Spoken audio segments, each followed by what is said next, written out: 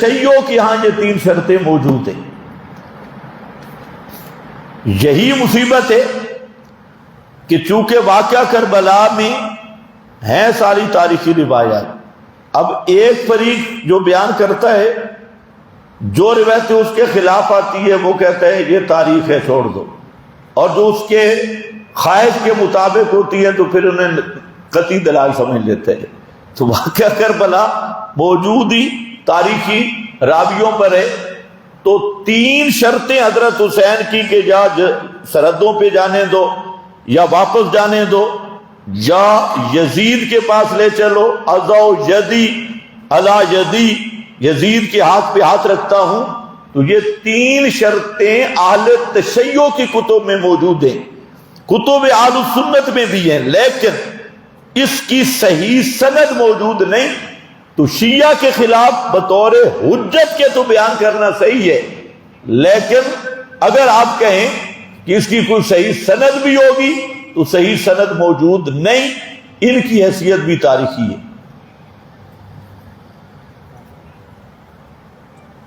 کہا جاتا ایک سوال یہ بھی کہ ساتھی نے کہا جاتا ہے کہ یزید صحابہ سے تلوار کے زور پر بیعت ہوئی.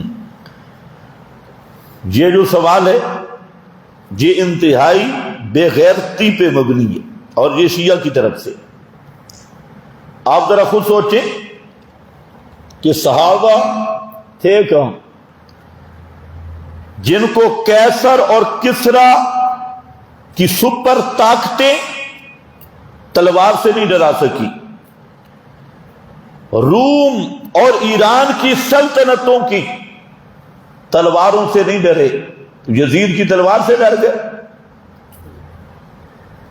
تو یاد رکھو جو آدمی کہتا ہے کہ صحابہ میں نے لالچ میں آ کر بیعت کی یا ڈرا دھمکا کے بیعت کی، تو وہ آدمی رافضیت کا بدبودار ڈبہ ہے، اور یا غلط فہمی میں ہے یا اس میں رافضیت کا پورا بیج موجود ہے.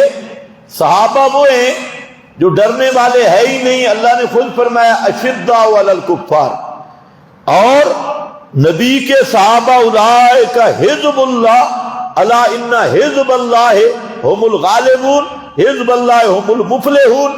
ان صحابہ کو کہنا کہ یزید سے ڈر گئے یا یزید سے کوئی لالچ تھا، یہی وجہ ہے کہ جب واقعہ کربلا کے بعد آپ کو یہ بھی مولوی آدھی بات بتاتے ہیں کہ یزید کی بیعت کی، یہ بھی ساتھ بتانی چاہیے کہ خلا اہل المدینہ صحابہ نے یزید کی بیعت توڑی بھی ہے. اگر تلوار کے ڈر سے کی ہوتی تو پھر توڑی کیوں؟ تو یہ صحابہ پہ الزام ہے، بہتان ہے. صحابہ وہ ہیں نہ لالچ میں آتے ہیں نہ کسی سے ڈر سکتی. جی کیا شہدائے کربلا میں کوئی ابو بکر، عمر، عثمان نام کے شہید بھی تھا؟ یہ وہ راز ہے جس کو شیعہ ذاکر کبھی نہیں بیان کرے گا.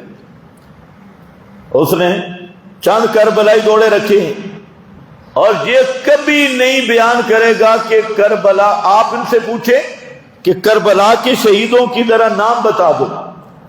یہاں میرے پاس اس پر بھی 20 حوالے ہیں، اور یہ بہار الانوار میں ملا نے اقرار تو کیا، نام بھی لکھے، لیکن جب طریقہ لکھا نا زیارت قبور شہداء کا تو وہاں نام حذف کر دیے. یہاں پتہ نہیں کیسے لکھ گیا، اسے خیال نہیں آیا. اور آگے جا کے قبروں کی زیارت پر چونکہ سلام تھا تو وہاں ابو بکر، عمر، عثمان کا نام نہیں لکھا. واقعہ کربلا میں یاد رکھو ایک ابو بکر شہید ہونے والا نہیں اور ایک عمر نہیں،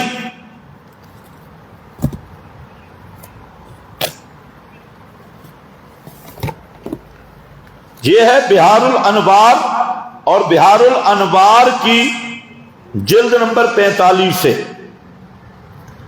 اور اس کا صفحہ نمبر 36. اس پہ خیال رکھو لمبی عبارت ہے، وقت بڑا کم ہے. صفحہ 36 پر ابو بکر بن علی کے معنی ابو بکر بن علی، علی کا بیٹا ابو بکر ایک، اور دوسرا عمر بن علی، عثمان بن علی، ابو بکر بن علی، علی کا بیٹا ابو بکر اور علی کا بیٹا عمر، علی کا بیٹا عثمان. اسی طرح ابو بکر بن حسن، حسن کا بیٹا ابو بکر، عمر بن حسن، حسن کا بیٹا عمر، عمر بن حسین، حسین کا بیٹا عمر. تو یہاں ایک عمر نہیں 3 عمر شہید ہوئے. واقعہ کربلا میں کتنے عمر شہید ہوئے؟ 3 عمر، 3 عمر اور 2 ابو بکر، 2 ابو بکر. اور کل جو شہداء ہیں واقعہ کربلا میں بنو ہاشم کے کتنے ہیں؟ 17. کل شہداء 17 ہیں. ان 17 میں 3 عمر ہیں، 2 ابو بکر اور ایک عثمان ہے. عثمان بھی ان میں ہے. اب یہ شیعہ ذاکر کبھی بیان کرنے کے لیے تیار نہیں. بیار الانوار میں بھی اور جہاں پر بھی واقعہ کربلا کے شہداء ہیں ان میں آپ کو 3 عمر ملیں گے، 2 ابو بکر ملیں گے، ایک عثمان ملے گا. اور اس سے زائد بھی ہے. یہ تو جہاں بہار الانوار کی اس عبارت میں بات کر رہا ہوں، تو آپ اسی سے ذرا بتائیں کہ اگر حضرت علی کا ابو بکر سے پیار نہ ہوتا تو اپنے بیٹے کا نام ابو بکر رکھتے. اگر حضرت علی کا حضرت عمر کا احترام اور محبت نہ ہوتی تو اپنے بیٹوں کے نام دشمنوں کے نام پہ رکھے جاتے ہیں یا دوستوں کے نام پہ.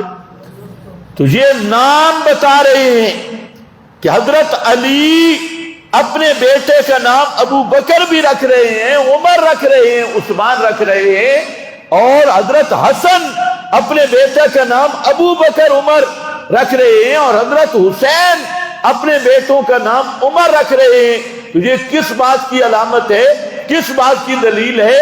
یہ عجم کے مرتدین نے جو صحابہ کے پر تبرہ کیا اور اختلاف ثابت کرنے کی کوشش کی، جس چیز کو ذریعہ بنایا وہ واقعہ کربلا ہے، اور واقعہ کربلا خود سند بن گیا ہے حضرت علی، ابو بکر، عمر، عثمان کی آپس کی محبت کی. اس لیے شیعہ ذاکر کو کہو ذرا اس پہ بھی قصیدہ پڑھ. صرف قصیدے پڑھتا ہے، زین العابدین فلاں، ذرا ابو بکر، عمر، عثمان سے بھی پڑھ قصیدہ، پتہ لگے. یہ نام رکھنے کے لیے تیار نہیں.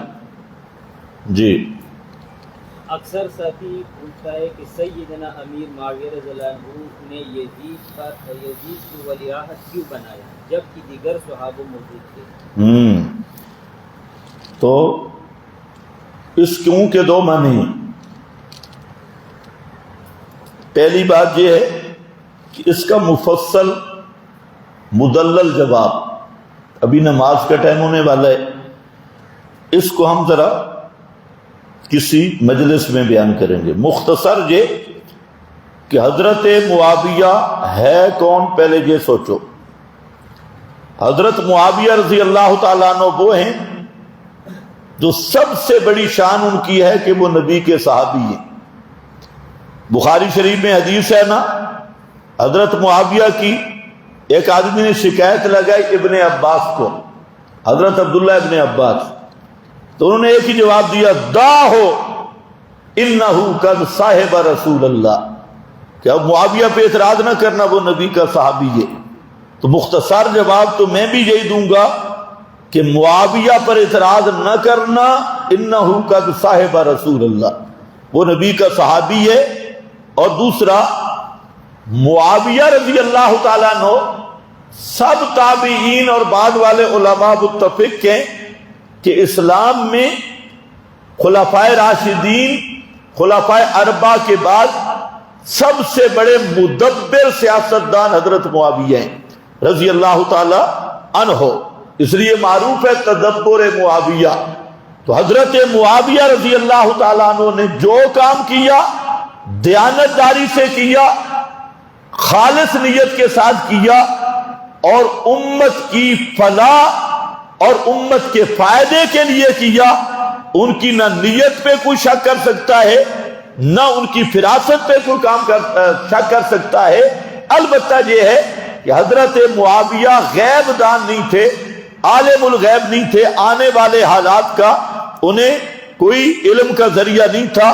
جو انہوں نے یزید کو ولی عہد مقرر کیا انہوں نے دیانت داری سے کیا، امت کی خیر خواہی کے لیے کیا، اور صحیح نیت کے ساتھ کیا، اور یہ سمجھ کے کیا کہ اس سے امت کا فائدہ ہوگا. لیکن جو اللہ کے ہاں چیز مقدر تھی اس کو نہ حضرت معاویہ ٹال سکتے تھے اور نہ مستقبل کے حضرت معاویہ غیب دان تھے کہ حضرت معاویہ کو پتا ہو. اس لیے حضرت معاویہ پہ اعتراض کرنے کی ضرورت نہیں.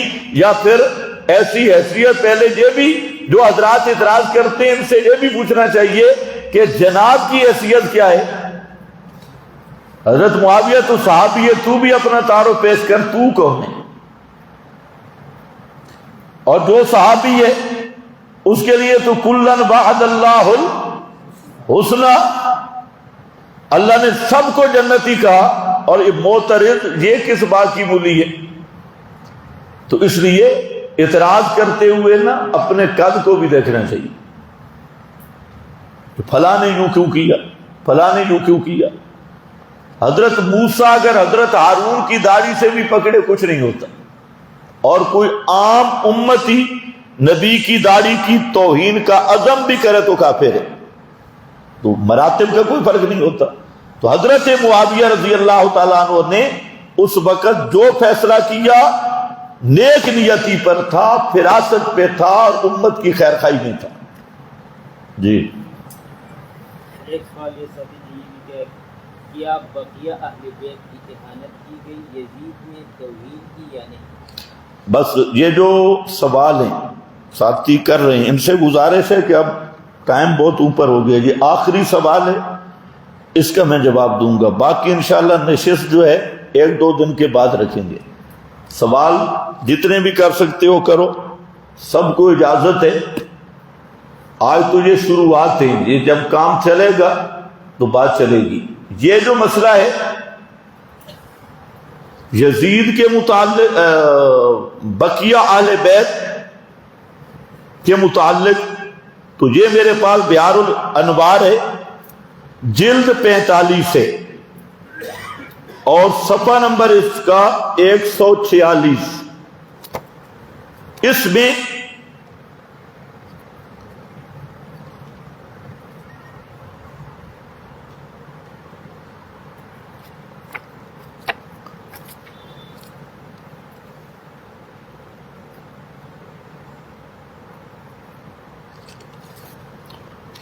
یزید نے جتنے باقی حضرات بچے تھے ان سب کے ساتھ باقر مجلسی کہتا ہے کہ بہت حسن سلوک کیا، تھوڑا بہت بھی نہیں، بہت زیادہ حسن سلوک کیا بقول ملا باقر مجلسی کے. اور ان سب کو جگہ دی اور حتیٰ کہ ان سب کو سامان دیا، اور جتنا سامان ضائع ہوا تھا اس سے زیادہ دیا. حتیٰ کہ ملا باقر مجلسی کہتا ہے کہ وہاں جو خواتین موجود تھی تو انہوں نے خود آپس میں مشورہ کیا کہ یزید نے ہمیں اتنا مال دیا ہے تو اب ہم یزید کا شکریہ کن لفظوں میں کریں. تو یہ بہار الانوار ہے ملا باقر مجلسی کی. تو آپ اندازہ کریں جب رافضی اتنی بات کی شہادت دے رہا ہے تو یہ جو لوگوں نے مشہور کیا ننگے اٹھ تے پٹھے پلان تے کھنڈا خنجر، یہ ذاکر نے مثالہ جو لگایا ہوا ہے اس کا کوئی ثبوت نہیں، یہ سب جھوٹ ہے. اور یزید کی بد اخلاقی اہل بیت رسول کے ساتھ جتنا انہوں نے مشہور کیا کہ شام میں یہ کیا فلاں یہ کیا، تو امام ابن تیمیہ رحمہ اللہ اور بڑے بڑے ائمہ نے صاف لکھا ہے کہ یہ ذاکروں کی داستان گوئی ہے، اس کا حقیقت کے ساتھ کوئی تعلق نہیں ہے، اور ہر ذی عقل بھی سوچ سکتا ہے کہ کوئی کافر بھی اس طرح کا عورتوں کے ساتھ سلوک نہیں کرتا جو ان کافروں نے لکھ مارا ہے۔ تو یہ 146 صفحے اور اسی طرح 48 پر لمبی عبارتیں ہیں جس میں یہ بھی لکھا ہے کہ یزید نے 3 دن ماتم کیا اور روتا رہا، تو جہاں جب کہتا ہے کہ لو کان الذی صنعتہ للدنیا، یزید آیا اور یزید نے کہا کہ لعن اللہ ابن مرجانہ، ابن زیاد پہ اللہ لعنت کرے جو اس نے آل بیت سے ظلم کیا۔ آگے کہتے ہیں اللہ کی قسم اگر میں وہاں ہوتا تو میں اپنی اولاد کی قربانی دے کر بھی آل بیت رسول کو بچاتا، اور جو حکم حسین مجھے دیتا اسی پہ میں عمل کرتا۔ یہ ملا باقر مجلسی لکھ رہا ہے، اسی پہ میں عمل کرتا جو حضرت حسین مجھے حکم دیتے۔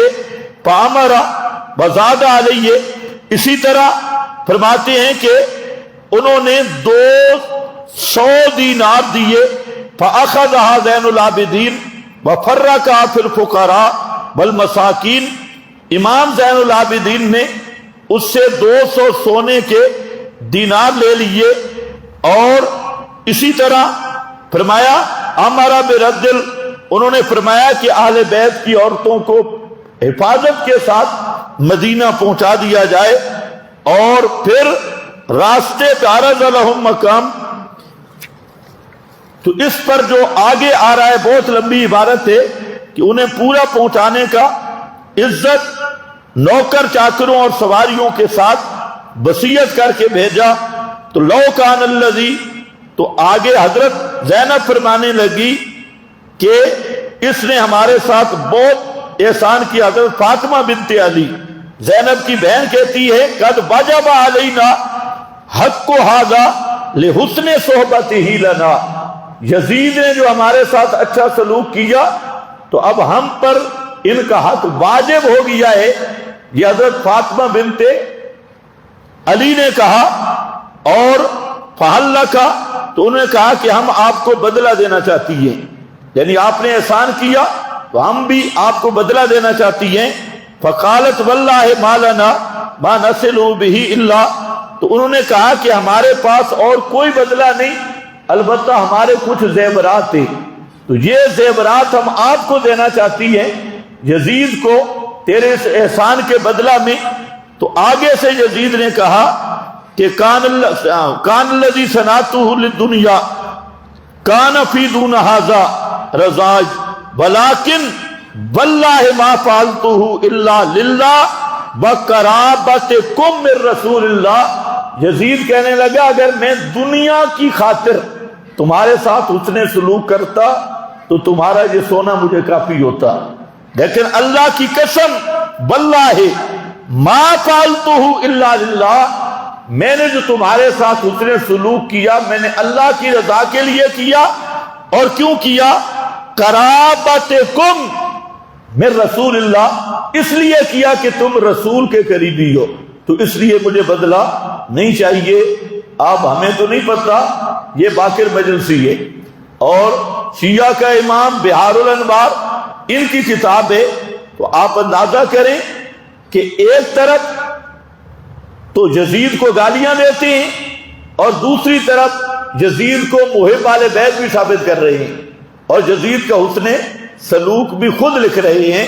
تو اب شیعہ مذہب والوں کو سوچنا چاہیے کہ یہ دو منہ، ایک نیچے سے ایک اوپر سے، یہ دو زبانیں کیا متضاد چل رہی ہیں کہ ایک طرف یزید جیسا لانتی کوئی نہیں اور دوسری طرف یزید جیسا شیعہ کوئی نہیں ہے۔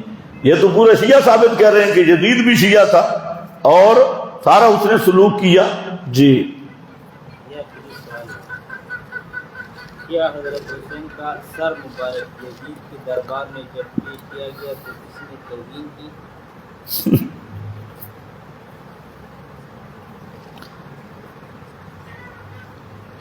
راس الحسین، حضرت حسین رضی اللہ تعالی عنہ کا سر مبارک، یہ بات ذہن میں رکھ لو، جو صحیح روایت ہے وہ یہ ہے کہ حضرت حسین کا سر ابن زیاد کے دربار میں لایا گیا، اور ابن زیاد نے حضرت حسین کی توہین کی، اور وہاں حضرت حسین کے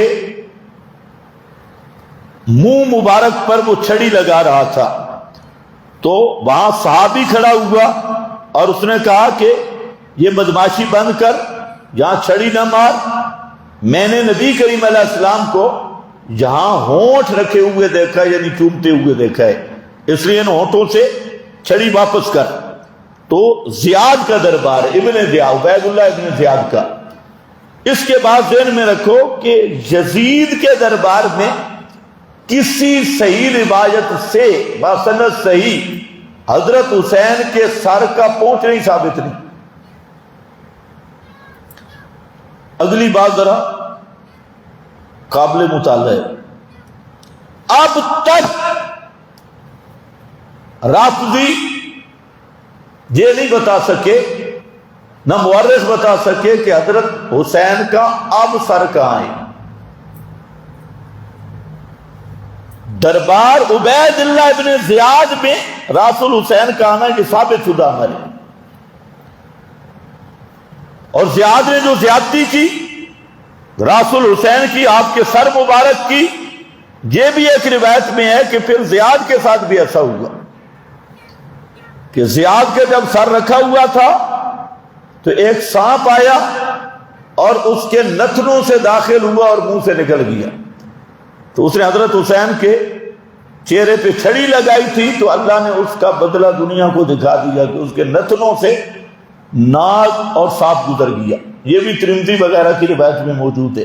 تو بہرحال حضرت حسین کا سر 7 مقام کا دعویٰ ہے۔